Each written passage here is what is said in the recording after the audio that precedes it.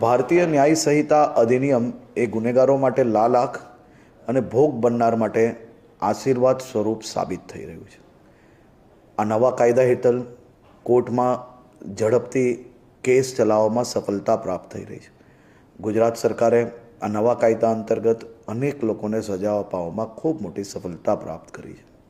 ત્યારે સુરત જિલ્લાના કોસંબા વિસ્તારમાં બનેલી ઘટના, એક નાની દીકરી પર જે રેપની ઘટના બની, માત્ર 130 દિવસમાં કોર્ટની અંદર કેસ ચાલીને આજે આ 3 આરોપીને અંતિમ શ્વાસ સુધીની સજા અપાવવામાં સુરત જિલ્લા પોલીસ અને પોક્સો કોર્ટને આ બદલ હું આભાર બી માનું છું. અને ખાસ કરીને આ ભોગ બનનાર પરિવારને જે ન્યાય આપ્યો છે અને કડકમાં કડક સજા અપાવવામાં સફળતા પ્રાપ્ત થઈ છે તે બદલ સુરત જિલ્લા પોલીસને હું અભિનંદન આપું છું. આ નવા કાયદા અંતર્ગત આવા અનેક ગુનાઓ છે કે જેમાં ગુનેગારોને આપણે સજા અપાવવામાં ખૂબ ઝડપથી સફળતા પ્રાપ્ત થઈ છે.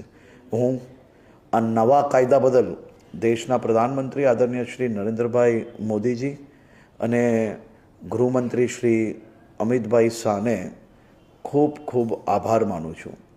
આ જ પ્રકારે આવનારા દિવસોમાં અનેક ગુનાઓમાં આ ગુનેગારોને સજા અપાવવા માટે ગુજરાત સરકાર રાત દિવસ એક કરીને કામગીરી કરી રહી છે અને એક દીકરીઓને ન્યાય અપાવીને જ જપશે.